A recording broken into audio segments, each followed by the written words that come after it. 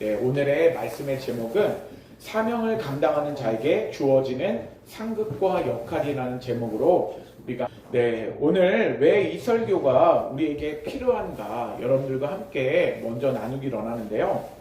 오늘날 많은 성도들이 구원에 대한 확신은 가지고 있지만 구원 이후의 삶에 대해서 깊이 고민하지 않는 시대를 살고 있습니다.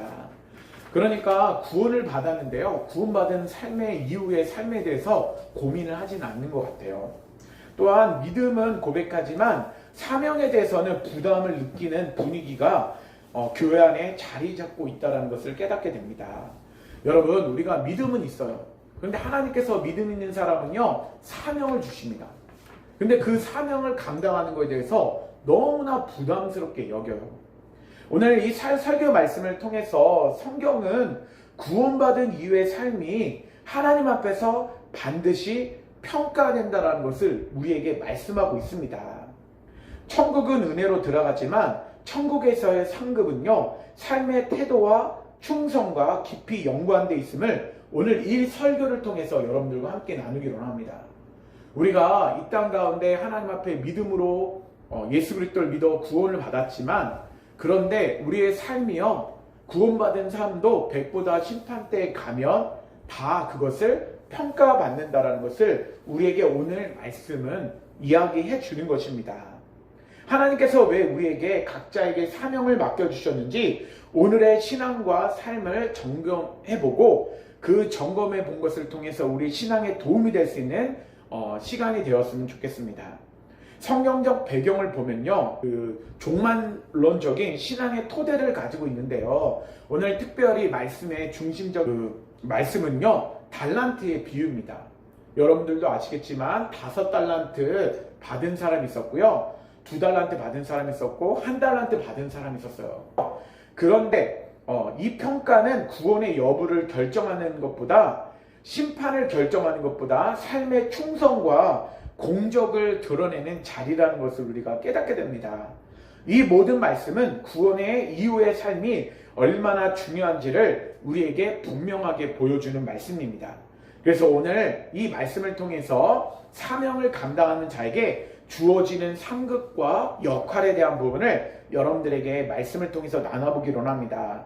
첫 번째, 왜 하나님은 각 사람마다 다른 달란트를 맡기셨는가, 이 부분을 나누는데요. 첫 번째 중요한 것은 무엇이냐면요, 저번 주에는 우리가 어떤 부분을 나눴냐면 구원받은 사람과 구원받지 못한 사람들이 차이를 함께 나눴어요. 구원받지 못한 사람은요, 백보자 심판대에 섰을 때 예수 그리스도를 믿지 않는 사람들은 영원한 지옥불, 유황불로 들어가게 된다라고 얘기를 했고요.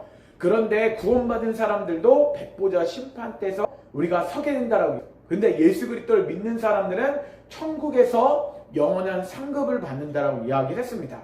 그래서 입으로 우리에게 하나님께서 이 땅 가운데 그 상급은 어떻게 결정이 되는지를 함께 여러분들과 말씀을 나누기를 원해서 오늘 두 번째, 사명을 감당하는 자에게 주어지는 상급과 역할에 대한 부분을 우리가 함께 나누기를 원합니다. 여러분, 마태복음 25장은요, 달란트의 비유가 나옵니다. 주인은 종들에게 똑같은 양을 맡기지 않았어요. 한 종에게는 5달란트를, 다른 종에게는 2달란트를, 또 다른 종에게는 1달란트를 맡기셨습니다. 하나님께서는 각 사람들을 다르게 창조하셨고 각 사람의 그릇과 환경과 은사와 한계를 정확히 아셨어요. 그래서 서로가 은사가 다르기 때문에 서로가 할 수 있는 역할들이 다르고요, 한 사람마다 할 수 있는 그런 능력이 다르기 때문에 각 사람마다 다르게 은사를 주셨다는 거예요. 어머니에게는 어머니로서의 역할, 가족을 돌보고 음식을 만들어서 가족에게 제공을 하는 역할도 있고요, 그리고 자녀들을 키우는 역할도 있어요. 아버지는 가족이 잘 될 수 있도록 가족 전체를 돌보지만 또한 바깥에 나가서 돈을 버는 역할도 있어요. 그리고 자녀들 역할로서, 학생으로서는 공부를 열심히 하는 부분이 필요하고요, 그리고 부모에게 효도하는 부분도 필요해요. 그리고 형제 자매가 친하게 지내면서 하나님께 영광 돌리는 그것이 우리 가족에게 각 사람마다 맡겨진 달란트가 굉장히 다르다는 것을 우리가 깨닫게 됩니다. 그러므로 달란트의 차이는요, 차별이 아니라 배려입니다. 불공정이 아니라 하나님께서 우리에게 지혜입니다. 만일 하나님께서 모든 사람에게 동일한 달란트를 맡기셨다면 어떤 사람에게는 감당할 수 없는 짐이 될 수가 있고요. 어떤 사람에게는 아무 의미 없는 사명이 될 수도 있습니다. 하나님은 결코 우리를 무너뜨리기 위해서 사명을 맡기시는 분이 아니십니다. 하나님께서는 5달란트를 받은 사람에게 2달란트를 결과를 요구하지 않고요. 그리고 2달란트 받은 사람에게 5달란트를 요구하지 않으십니다. 하나님은 언제나 맡기신 만큼만 요구하십니다. 하나님께서 보시는 기준은요, 얼마나 많이 했느냐가 아니라 맡겨진 자리에서 얼마나 충성했느냐라는 부분을 우리에게 체크하십니다. 우리 마태복음 25장 23절 말씀 같이 한번 읽어보도록 하겠습니다. 우리 주보 첫 번째 말씀이죠. 마태복음 25장 23절 우리 같이 읽겠습니다. 시작. 그 주인이 이르되 잘하였도다 착하고 충성된 종아, 내가 적은 일에 충성하였음에 내가 많은 것을 내게 맡기리니 내 주인의 즐거움에 참여할지어다 하고, 지금 전에 23절 전에요, 5달란트와 2달란트 맡긴 사람들이요, 각자마다 5달란트 이렇게 맡은 사람은 5달란트를 남겼어요. 그리고 2달란트 맡긴 사람이 탔지만, 주인을 통해서 종이 맡았지만, 그들은요 최선을 다해서 자기에게 맡겨진 달란트를 사용하여서 그만큼의 달란트를 남겼습니다. 그 달란트를 남긴 그들에게 주인은 종에게 말하는 거예요. 착하고 충성된 종아, 내가 적은 일에 충성하였음에 내가 많은 것을 내게 맡기리라. 그러면서 내가 내 주인의 할지다 참여할지라 라고 이야기를 하는 것입니다. 여러분, 5달란트와 2달란트를 가진 사람은요, 하나님께서 그들에게 착하고 충성된 종이라고 말씀하셨어요. 그렇다면 우리에게 중요한 질문이 생깁니다. 5달란트를 남긴 종은 2달란트 남긴 종보다 천국에서 더 큰 상급을 받는 것인가? 여러분 생각해 본 적 있나요? 목사님은 이 부분을 일주일 동안 생각해 보았어요. 5달란트 가진 사람은 2달란트 가진 사람보다 5달란트에서 3달란트를 더 남겼으니까 천국에서 큰 상급을 받을까? 2달란트 남긴 사람은 5달란트 이렇게 남긴 사람보다 3달란트가 적을 상급을 받을까? 이런 생각을 해봤어요. 그런데 하나님께서는요, 둘 다에게 이렇게 차별되게 얘기를 하지 않으시고요, 둘 다에게 잘하도다 착하고 충성된 종아, 칭찬의 내용도 동일하고 기쁨에 참여하리라는 초청도 동일하다는 것을 우리가 깨닫게 됩니다. 5달란트를 남긴 종이 2달란트를 남긴 종보다 더 많은 일을 했다는 사실은 분명하지만, 하나님께서 보신 것은요, 결과의 절대량이 아니라 맡겨진 범위 안에서 충성이었습니다. 여러분, 하나님께서는요 5달란트와 2달란트 맡겨서 그것을 남긴 사람들에게 동일하게 그들은 충성되게 모든 일들을 잘 감당하였다라고 말씀하고 계신 것입니다. 5달란트를 맡은 사람은요 5달란트의 무게만큼 충성을 했고요, 그리고 2달란트 맡은 사람은 2달란트의 무게만큼 충성을 한 것입니다. 하나님 보시기에는요 둘 다 동일하게 충성된 종이었습니다. 여기서 중요한 것은 우열의 계급이 아니라 역할의 차이라는 거예요. 엄마는 엄마로서의 역할을 감당하고요, 달란트의 역할을 감당해야 돼요. 우리 자녀들은 자녀로서의 역할을 잘 감당해야 돼. 앞으로 미래에서 하나님께서 얼마나 기뻐하시는 일을 잘 감당하느냐 감당하지 못하느냐가 너무나 중요하다는 거예요. 오늘 이 말씀을 잘 깨달아야 돼요. 우리가 천국 가는 거 너무나 중요합니다. 그런데 이 땅에 우리가 살면서도요, 하나님이 기뻐하시는 삶을 사느냐, 하나님이 기뻐하지 않는 삶을 사느냐, 이것도 우리에게 굉장히 중요하다는 거예요. 감사함으로 하나님 앞에 하나님이 기뻐하시는 사명을 감당할 때 우리에게 하나님께서는요 더 상급을 우리에게 주신다라는 말씀입니다. 하나님 나라에서의 상급은 누군가를 비교하나 경쟁시키는 구조는 아닙니다. 그러나 각 사람을 가장 적합한 자리에서 가장 충만하게 사용하시는 하나님의 질서입니다. 그러므로 우리는 다른 사람의 달란트를 부러워할 필요가 없고요. 자신의 달란트가 작다고 낙심할 필요도 없습니다. 하나님께서 나에게 맡겨주신 달란트는요, 하나님 나라를 위해서 가장 적절하게 계산된 분량이라는 것을 기억하고, 우리가 하나님이 우리에게 맡겨주신 달란트 각자 맡은 곳에서 잘 감당할 수 있는 우리 가족이 되었으면 좋겠어요. 여러분, 이것은 너무나 분명합니다. 하나님은 살아계십니다. 우리 가족에게, 저와 여러분들에게 하나님께서는요, 각자마다 맡겨주신 달란트가 있어요. 그런데 그것이 어떤 사람은 크고 어떤 사람은 작다라고 얘기하는 것이 아닙니다.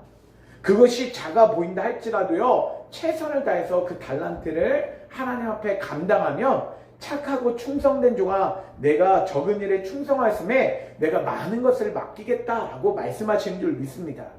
우리 첫 번째 말씀에 대한 예화의 말씀인데요. 어느 오케스트라에 화려한 솔로 연주자가 있었고, 무대 뒤에는요, 거의 보이지 않는 타악기 연주자들도 있었습니다. 그러나 지휘자는 어느 한 사람만을 바라보지 않았습니다.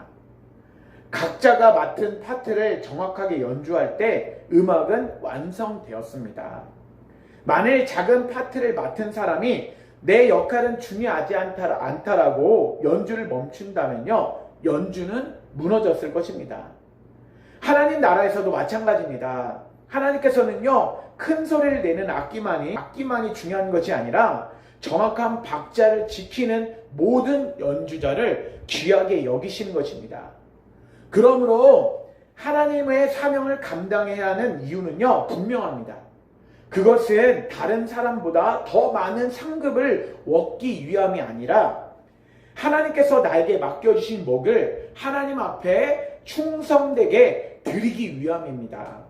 그 충성 위에 하나님께서는요, 각 사람에게 가장 합당한 영광과 기쁨을 허락하십니다. 잠깐 저를 보세요. 목사님도 똑같아요. 교회에서 다른 교회에서 부교육자로 사역하다가 예배 말씀을 증거할 때, 그리고 담임 목사님으로 사역하시는 분들이 설교 강단에서 설교를 하실 때 사람들을 볼 때 자기가 좋아하는 사람들만 계속 보면서 설교를 하면 편할 수 있어요. 그러면 다른 성도들이요, 시험을 받습니다. 왜 저 목사님은 오른쪽만 보는가? 왜 왼쪽은 안 보지? 나는 싫어하는가? 라고 생각할 때가 있어요.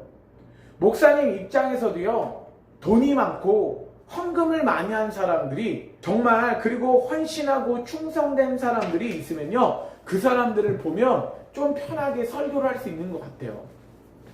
그런데 여러분, 목회자는 그러면 안 되는 거. 오늘 단장처럼 모든 사람들을 각자마다 중요하게 쓰임받는 것처럼 보이는 사람도 있지만, 악기를 맡은 사람들이요, 중요하게 쓰임받는 사람도 있는 것 같지만 모든 악기들이 각자마다 다 중요하다는 거예요. 달란트도 큰 달란트가 있는 것 같고 작은 달란트가 있는 것처럼 보이지만 다 각자마다, 교인들도요, 각자마다 쓰임받는 것이 다릅니다. 그래서 목회자들도 동일하게 성도들이 그 달란트를 잘 사용받도록 그 사람들에게 관심을 가지고 목회라는 것이 굉장히 중요하다는 것을 깨닫게 됩니다. 그렇다면 오늘 말씀의 제목이 사명을 감당하는 자에게 주어지는 상급과 역할이 있다라고 얘기를 했는데, 두 번째는 한 달란트를 땅에 묻은 종이 받을 심판에 대한 부분을 여러분들과 함께 나누기 원합니다. 목사님이 한 주간 오늘 말씀을 묵상하면서 굉장히 고민이 많았어요. 5달란트 받은 사람과 2달란트 받은 사람과 1달란트 받은 사람이 있는데, 5달란트 남긴 사람과 2달란트 남긴 사람은요, 그 주인이 종에게 적은 일에 충성했다, 내가 많은 것을 내게 맡기겠다라고 하면서 칭찬하셨어요. 또 내 주인의 즐거움에 참여할지어다 라고 이야기를 했습니다. 그런데 오늘 말씀에 보니까 1달란트 받은 사람에게는요, 하나님께서 책망하시는 것을 우리가 오늘 깨닫게 됩니다. 우리 함께 읽어보는데요, 마태복음 25장 24절에서 26절 말씀 우리 3절 같이 한번 읽어보도록 하겠습니다. 읽겠습니다. 시작. 한 달란트 받은 자도 와서 이르되 주인이여 당신은 굳은 사람이라 심지 않은 데서 거두고 해치지 않은 데서 모으는 줄을 내가 알았으므로 두려하여 나가서 당신의 달란트를 땅에 감추어 두었나이다. 보소서 당신의 것을 가지셨나이다. 그 주인이 대답하여 이르되 악하고 게으른 종아 나는 심지 않은 데서 거두고 해치지 않은 데서 모으는 줄로 내가 알았느냐라고 말씀하고 있습니다. 여러분, 두 번째, 한 달란트 땅에 묻은 종에 대해서 오늘 이야기를 길게 말씀하고 있어요. 주인은 한 달란트를 땅에 묻은 종을 향해서 뭐라고 말씀하고 있다고요? 악하고 게으른 종아라고 책망하십니다. 여기서 문제는요, 결과 이전의 태도라는 것을 우리가 깨닫게 돼요. 성경이 말하는 땅에 묻었다라는 행동은요, 단순한 보관이 아니라 의무적인 무활동을 의미합니다. 아무런 활동을 하지 않은 거예요. 하나님께 각자에게 맡겨주신 달란트가 있는데 그 달란트를 사용하지도 않고요. 하나님께서 주신 사명을 감당하지도 않는 거예요. 그러면 하나님께서 오늘 말씀하고 계시는 거예요. 25절에 하고 게으른 종아 나는 심지 않은 데서 거두고 해치지 않은 데서 모으는 줄로 내가 알았느냐라고 얘기를 하시면서요. 이 악하고 게으른 종아라고 말씀하신다는 거예요. 우리에게 맡겨진 사명이 있는데 그 사명을 감당하지 않을 때 하나님께서는 말씀하실 때 악하고 게으른 종이라고 말씀하고 있습니다. 그 한 달란트 가진 사람이 왜 잘못되었는지를 24절 말씀 가운데 얘기를 하는데요. 더 중요한 문제는 이 종이 주인을 대하는 태도입니다. 그는 이렇게 말합니다. 24절에 주인은 굳은 사람이라 심지 아니한 데서 거두고 해치지 않은 데서 모으는 줄을 알았으므로 라고 이야기를 하는 거예요. 그러니까 주인에 대해서 한 달란트 가진 사람은 땅에다가 그 달란트를 묻고요. 주인은 굳은 사람입니다. 나쁜 사람입니다. 사람이 심지 않은 데서 당신이 일하지 않고 다른 사람한테 달란트를 맡겨서 당신은 열심히 일하지 않고 왜 우리를 통해서 왜 달란트를 남기려고 합니까? 라고 하면서 주인한테 따지듯이 얘기하는 거예요. 주인한테 막 뭐라고 나무라는 것입니다.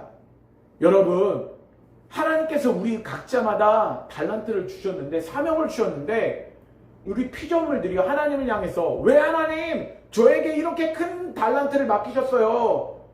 저 이거 감당 못해요. 저는 이거 안 하고요. 그냥 제가 살고 싶은 대로 살래요. 저는 제가 하고 싶은 대로 할래요. 그렇게 얘기해서는 안 된다는 것입니다. 이 말 속에는요, 신뢰가 아니라 오해가 담겨져 있어요. 그는 주인을 인격적으로 알고 신뢰한 것이 아니라 왜곡된 인식으로 불신하고 있었습니다. 이는 단순한 게으름의 문제가 아니라 관계의 문제라는 것을 깨닫게 됩니다. 이제 가장 중요한 질문에 이르게 되는데요.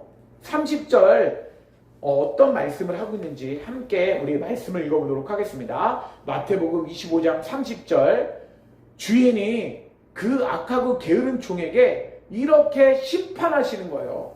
이 부분을 우리가 잘 깨달아야 합니다. 읽겠습니다. 마태복음 25장 30절 읽겠습니다. 시작. 이 무익한 종아 바깥 어두운 데로 내쫓으라. 거기서 슬피 울며 이를 갈리라 하니라. 라고 이야기하고 있습니다.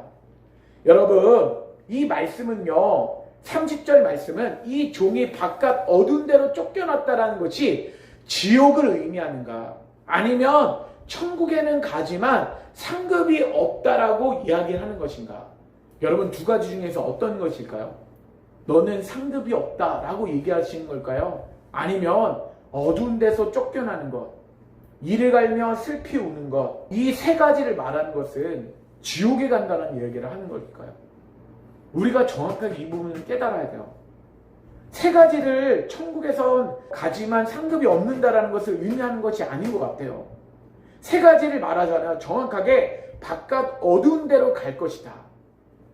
슬피 울며 라고 말씀하셨고요. 이를 갈리라 라는 표현은요, 어떤 뉘앙스를 가지고 있냐면 이것은 배제와 심판의 상태를 묘사하고 있다는 뉘앙스를 우리에게 말해주고 있습니다. 그렇다면 핵심은 무엇입니까? 이 비유는요, 은사의 활용보다 더 근본적인 문제를 다루고 있습니다. 바로 하나님에 대한 인식의 문제입니다. 이 종의 문제는요, 능력 부족이 아니라 왜곡된 하나님에 대한 인식이 문제였습니다. 그는 주인을 신뢰하지 않았습니다. 주인의 신실하심을, 선하심을 믿지 않았습니다. 주인을 사랑의 대상이 아니라 두려움의 대상으로 이해했습니다. 이 종은요, 구원받은 자인가? 해석은 두 갈래로 갈려집니다. 첫 번째, 상급에 대한 상실론으로 우리가 볼 수가 있는데요. 구원은 받았으나 충성하지 못해 상급을 잊는다 라는 관점일까요? 그러나 이 입장은요, 바깥 어둠과 이를 갈리라는 설명하기 때문에 상급을 천국에 가서 구원은 받지만 상급이 없다라는 개념으로 볼 수가 없는 거예요. 두 번째로 해석할 때는 거짓된 종으로 해석되는 것입니다. 겉으로는 종이지만 실제로는 주인을 신뢰하지 않는 자이며 공동체 안에 있으나 하나님과 참관계가 없는 자입니다. 마태복음 전체 신학을 보면요, 두 번째 해석이 더 자연스럽다는 것을 우리가 알게 됩니다. 이 비유를 조금이라도 사역을 못하면 지옥으로 연결한다라는 그런 율법적인 흐름으로 보는 것은 위험한 태도입니다. 본문의 핵심은요, 행위의 부족이 아니라 왜곡된 하나님에 대한 이해라는 점을 우리에게 분명하게 이야기를 하고 있습니다. 그러니까 이 한 달란트 맡겨진 종은요, 하나님을 잘못된, 왜곡된 인식을 갖고 있었어요. 하나님을 믿고 신뢰하는 것이 아니라 불순종하면서 하나님을 왜곡되게 관계가 잘못된 관계를 맺고 있었다는 것입니다. 여러분, 이것이 우리 교회에 경고하는 것이 뭐냐면요, 교회 안에 많은 사람들 있지만 구원받지 못한 사람들, 왜곡된 사람들도 많이 있다는 거예요. 우리 가족을 말하는 것이 아니라 많은 교회들이 그렇게 예수님을 믿지 않음으로 말미암아 왜곡된 심판을 받는 사람이 있다는 것을 우리가 깨닫게 됩니다. 두 번째, 말씀에 대한 예화를 우리가 함께 나누는데요, 어느 아버지가 세 아들에게 각각 다른 크기의 씨앗의 자루를 맡기고 여행을 떠났어요. 큰 자루를 받은 두 아들은요, 밭에 나가서 씨를 열심히 뿌렸습니다.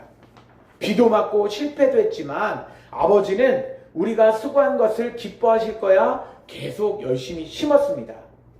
그러나 작은 자루를 받은 막내는요, 속으로 생각했습니다. 아버지는 왜 씨앗을 나한테 적게 주셨을까? 틀림없이 나를 믿지 않으신 거야. 그는 씨앗을 땅속에 묻어두고 말았습니다. 잊지만 않으면 혼나지 않겠지 라고 하면서 땅에다 그냥 묻어버렸어요. 그 봉지채 묻어두고 일하지 않았습니다. 아버지가 돌아왔을 때 두 형의 밭에는요, 열매를 많이 맺었습니다. 그런데 막내는요, 그 밭은 그대로 보존한 그 씨앗을 그냥 내놓으면서 말했습니다. 저는요, 이 씨를 안전하게 지켰습니다. 아버지는 그 작은 막내 아들에게 물었습니다. 너는 나를 어떤 아버지로 알았느냐? 막내는 그제서야 깨달았습니다. 아버지는 씨앗이 아니라 아버지를 믿지 못한 마음에 대한 문제가 있었다는 것을 깨닫게 되었습니다. 여러분, 이것을 통해서 우리가 깨닫기를 원합니다.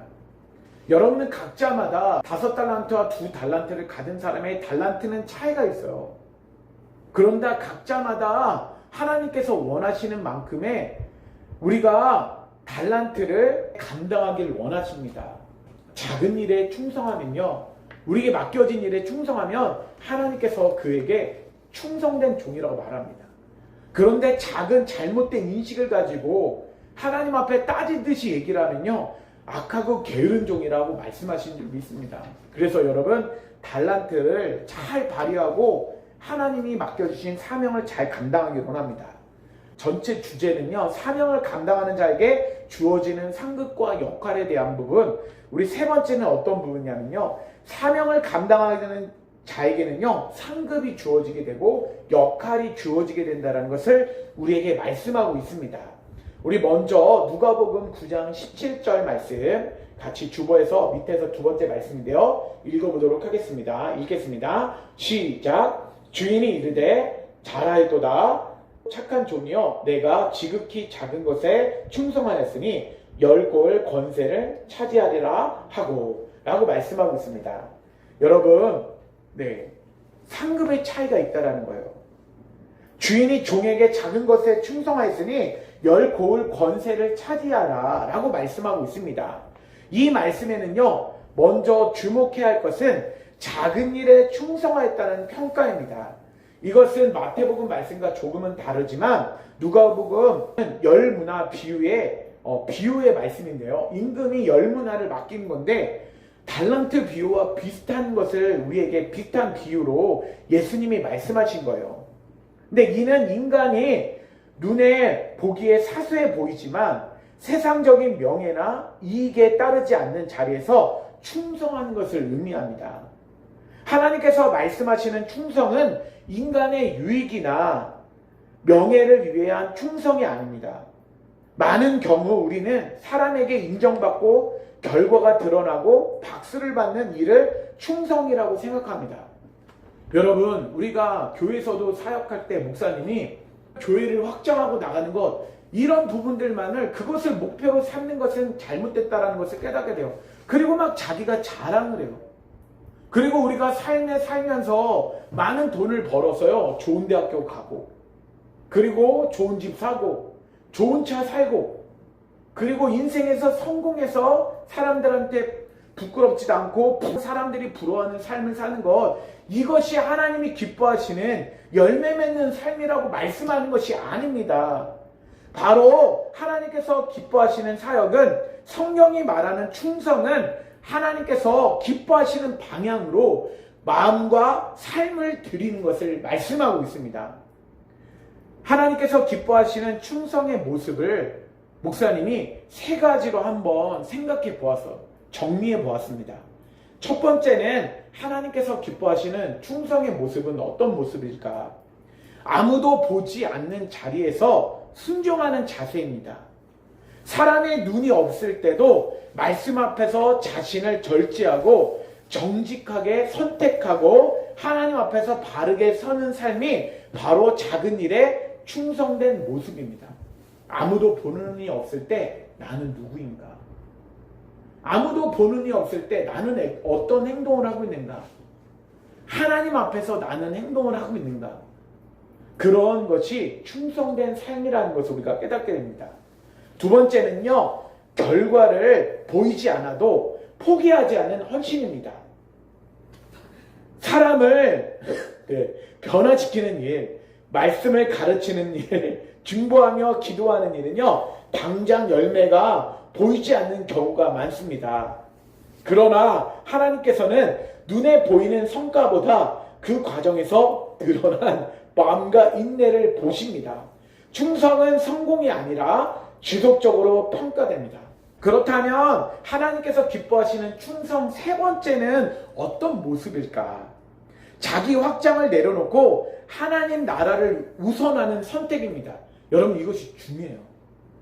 자기 발전을 위해서, 자기 성공을 위해서 절대 살면 안 돼요.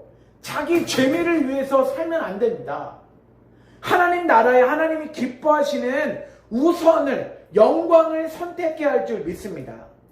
자기 이름을 드러낼 수 있는 기회를 내려놓고 하나님의 뜻이 이루어지도록 한 발 뒤로 물러서는 선택, 역시 작은 일에 충성하는 모습인 줄 믿습니다.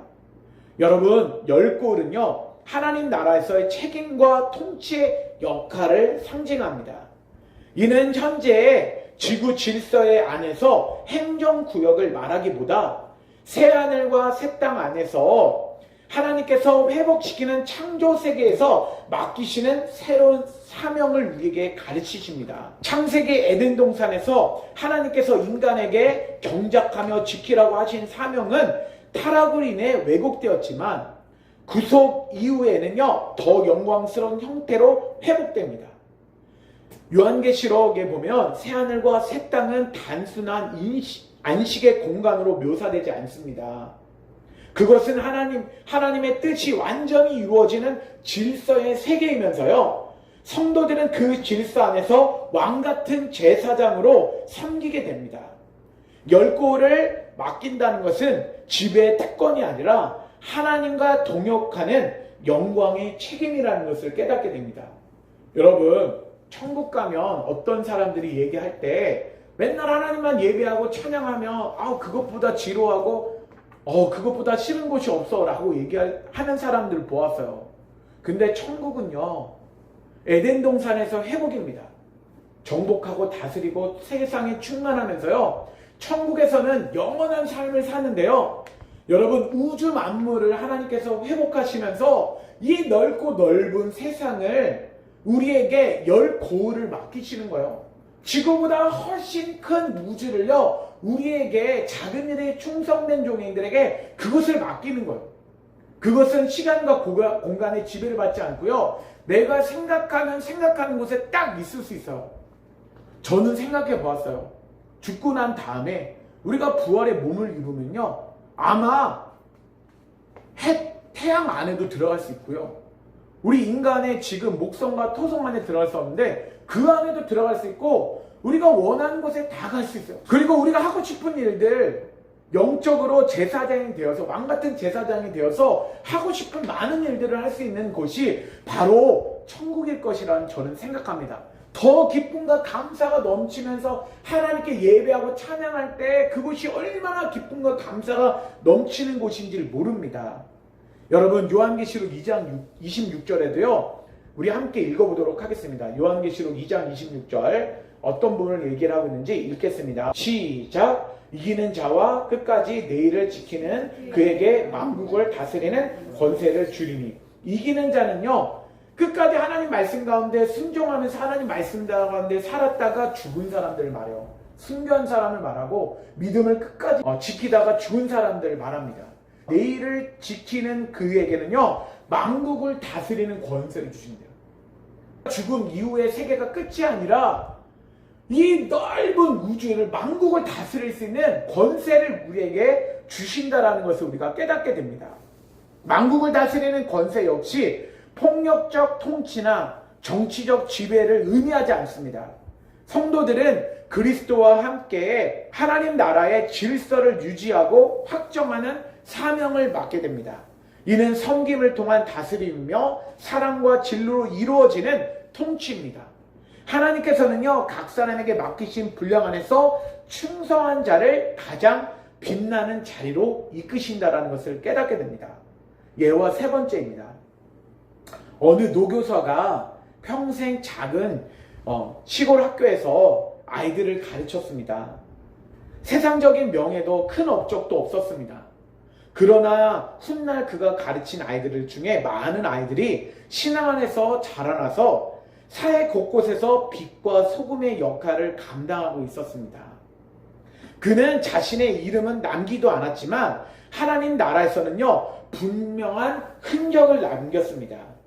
이것이 작은 일에 충성한 자에게 주어지는 상급을 받는 사람의 모습입니다. 그러므로 상급을 감당하는 자에게 주어지는 상급은요, 단순한 보상이 아니라 하나님 나라를 함께 세워가는 영광스러운 초청입니다. 우리는 그날을 바라보며 오늘 작은 일에 충성되게, 또 작은 일을 귀하게 여기면서 충성하는 저와 여러분 되기를 원합니다. 우리 마지막 결론 적용점을 읽어보도록 하겠습니다. 첫째 하면 우리 같이 한번 읽어보도록 하겠습니다. 첫째, 하나님께서 내게 맡기신 사명이 무엇인지를 기도로 점검하십시오. 크고 작은이 아니라 맡겨졌다는 사실을 기억하십시오. 둘째, 두려움 때문에 이루고 있는 순종이 있다면 오늘 한 걸음을 내딛으십시오. 충성은 완벽이 아니라 순종입니다. 셋째, 영혼의 관점에서 시간과 은사와 물질을 다시 정리하십시오. 하나님 나라를 위해 살아가기로 결단하십시오. 오늘 이 결단을 여러분 생각하면서 하나님 앞에 작은 일에 충성된 종아, 큰 일을 맡기겠다. 그것을 기억하며 우리가 죽고 난 이후에 백보자 심판대가 있고요. 그 이후에 우리에게 큰 상급을 각자마다 상급을 주시고 역할이 주어진다라는 걸 생각하면서 이 땅에서 하나님 앞에 구원받은 이후의 삶에 최선을 다하는 저와 여러분 되기를 주님의 이름으로 축원합니다. 아멘.